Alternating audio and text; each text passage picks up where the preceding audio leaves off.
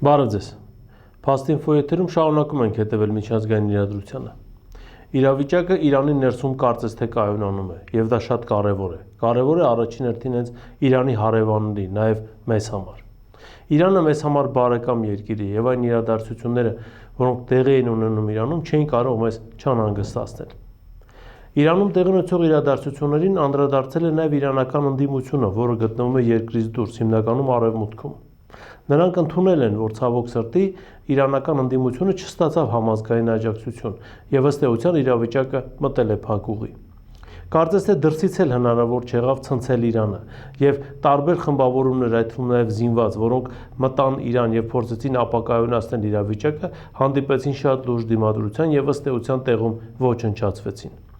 Այս փաստում կարևոր է նաև արձանագրել, որ Իրան-Թուրքիա հարաբերությունները բավականին կարևոր դերակատարում ունեցան Իրանում տեղ ունեցած իրավիճակի հետ կապված։ Թուրքիան պարբերաբար տեղեկատվություն էր տրամադրում Իրանին, հիմնականում քրդական ջոկատների մասին, որոնք Իրաքից փորձում էին ներթափանցել Իրան իրավիճակը ապակայունացնելու համար։ Այդ մասին մենք շատ ենք խոսել։ Այդ փաստերը ապացուցում են նաև քրդական որոշ աղբյուրներ, որոնք մատնանշում են քրդական բարձրաստիճան պատվիրակության անդամներին, որոնք պարբերաբար հայտարարություններ են անում Իրանում տեղ ունեցող իրավիճակի հետ կապված։ Խոսքը առաջին հերթին իհարկե Քուրդիստանի ազատության կուսակցության ներկայացուցիչների հայտարարություններն են, որ իրենք ֆինանսական, նաև ռազմական առումով օժանդակել են Իրանում տեղ ունեցող իրադարձություններին։ Սա խոսում է այն մասին, որ Իրանում տեղի ունեցածը ոչ թե համազգային բողոքի ցույց էր, որը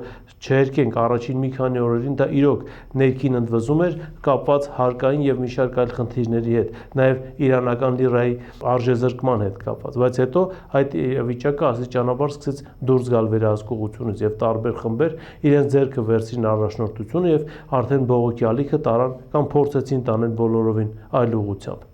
Ինչևէ, իրավիճակն այս պահին Իրանում կայունանում է եւ ինչպես արդեն ասացի, դա շատ կարեւոր է։ Իսկ թե ինչպիսի զարգացումներ կլինեն Իրանում, մենք կտեսնենք առաջիկայում, բայց այս պահին ֆիքսենք մի բան. Իրանի իշխանությունները կարողացավ դիմանալ այս ճնշմանը, կարողացավ դիմանալ այս փորձությանը եւ վստահ ենք, որ այս ամենից Իրանը ավելի ուժեղ է դուրս գալու։ Սպասենք տեսնենք, թե իրավիճակը ինչպես է զարգանում։ Մյուս թեման, որին ցանկանում եմ անդրադառնալ, Մերձավոր Արևելքի հետ է կապված, դիցուք Սիրիայի։ Սիրիայում կարծես թե եւս իրավիճակը կայունանում է։ Քրդերը գնացին Սիրիայի կառավարության հետ համագործակցության եւ ինչպես արդեն Սիրիայի ղեկավար ալ-Ջունանին է նշում, ձեռք է բերվել պայմանավորվածություն եւ անգամ ստորագրվել է համաձայնագիր քրդերի եւ սիրիական կառավարության միջեւ։ Քրդերը ստանում են որոշակի արտոնություններ, քրդական լեզուն պաշտոնական կարգավիճակ է ստանում Սիրիայում եւ այլն, բայց սա չէ կարեւորը։ Կարեւորն այն է, որ այս անգամ եւս քրդերը չստացան անկախություն, ինչի համար որ պայքարում էին։ Այս անգամ եւս քրդական գործոնը օգտագործեց իբրև մանրադրամ աշխարհաքաղաքական լուրջ բախումներում։ Քրդերին հերթական անգամ խոստացան անկախություն, բայց հերթական անգամ նրանք չստացան այդ անկախությունը։ Կարծում ենք նաև այս ամենի վրա մեծ ազդեցություն ունեցավ Իրանում տեղի ունեցող իրադարձությունները այն առումով, որ քրդերը չկարողացան արդարացնել իրենց վրա դրված հույսը եւ ներսից չպայթեցրին Իրանը։ Դրա համար էլ Սիրիայում չստանալով բավական աջակցություն ստիպված եղան գնալ Ալ-Ջուլանիի հետ պայմանագրի ստորագրման։ Այստեղ եւս, ինչպես եւ Իրանում, քրդական գործոնը բավականին լուրջ հակազդեցության հանդիպեց Թուրքիայի կողմից։ Թուրքիան զորքեր մտցրեց Սիրիա եւ իր աջակցությունը հայտնեց սիրիական կառավարությանը քրդական ուժերի դեմ պայքարում։ Քրդական գործոնը դա այն գործոնն է, որ ակամայից միավորում է տարածաշրջանի միանգամից 4 պետությունների։ Ինչքան էլ վատ հարաբերություններ նրանք ունենան, խոսքը Իրանի, Իրաքի, Սիրիայի եւ Թուրքիայի մասին է, մի հարցում, քրդական հարցում նրանք դաշնակիցներ են։ 4 պետություններն էլ շահագրգռված չեն քրդական անկախ պետության ստեղծմամբ եւ X ժամի հասնում են միմյանց օգնության։ Նորից կրկնեմ, էական չէ թե ինչպիսի հարաբերություն ունեն նրանք միմյանց միջև տարածաշրջանային եւ աշխարհաքաղաքական տարբեր հարցերում, բայց քրդական հարցը, ինչպես ասում են, սուրբ է բոլորի համար եւ նրանք քրդական հարցում միավորում են իրենց ջանքերը թույլ չտալու համար, որպեսզի 4 պետություններից որևէ մեկում ստեղծվի քրդական պետություն։ Իսկ քրդերը հերթական անգամ խապված դուրս եկան այս ամենից։ Քրդերին, ինչպես արդեն ասացինք, իբրև մանրադրամ հերթական անգամ օգտագործեցին աշխարհաքաղաքական տարբեր կենտրոններ իրենց շահերը սպասարկելու համար, բայց հերթական անգամ նրանք չստացան իրենց երազած բաղձալի անկախությունը։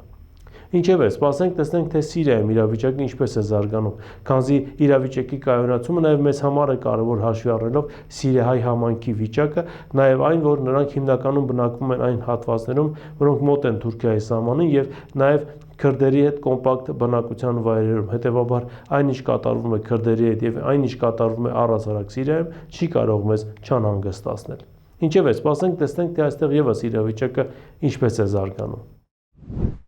Եվ վերջին թեման, որին ցանկանում եմ անդրադառնալ, Գրենլանդիան է։ Գրենլանդիայի հետ կապված իրավիճակը կարծես թե չի կարգավորվում։ Թրամփը շարունակում է պնդել, որ Գրենլանդիան պետք է մաս կազմի Միացյալ Նահանգներին։ Իհարկե, Եվրոպական միությունը փորձում է դիմադրել։ Ինչ որ քայլեր են անում, հայտարարություններ են անում, թե պատժամիջոցներ կսահմանեն Միացյալ Նահանգների նկատմամբ, բայց բնական է, այս ամենը լուրջ չէ։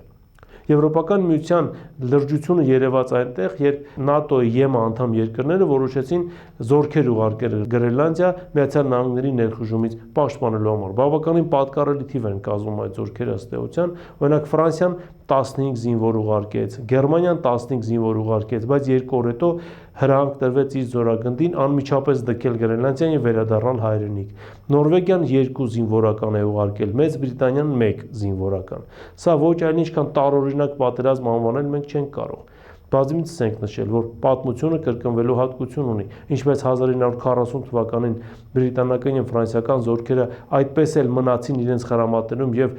որևէ ռազմական գործողության մեջ չմտնան գերմանացիների դեմ հանուն Լեհաստանի եւ այդ ամենը ստացավ տարօրինակ պատերազմ անվանումը, հիմա էլ կարծես թե տարօրինակ պատերազմը կրկնվում է։ Դանիան մենակ է մնալու սեփական խնդիրների առաջ, դա արդեն ակնհայտ է, քանզի Եվրոպական միության երկրները ոչինչ անել չեն կարող Միացյալ Նահանգներին դիմագրավելու համար եւ ըստ էության ցանկություններ չունեն։ Դանիային են համոզելու, որպեսզի վերջինս հանձնի Գրենլանդիան եւ հիմա այն հայտարարությունները, թե Եվրոպական միությունը ակտիվ բանակցություններ է սկսել Միացյալ Նահանգների հետ հարցը կարգավորելու համար եւ Գրենլանդիայի շուրջ ստեղծված իրավիճակը կայունացնելու համար ունի մեկ բացատրություն։ Գրենլանդիան հանձնելու են Միացյալ Նահանգներին եւ դա անելու են բավականին լուրջ դեմքով եւ ինչպես ասում են հանուն Դանիայի շահերի։ Իսկ Դանիայում ցույցեր են, Դանիայում ժողովուրդը դուրս է եկել փողոց, բողոքում է այս ամենի դեմ եւ կոչ է անում Միացյալ Նահանգներին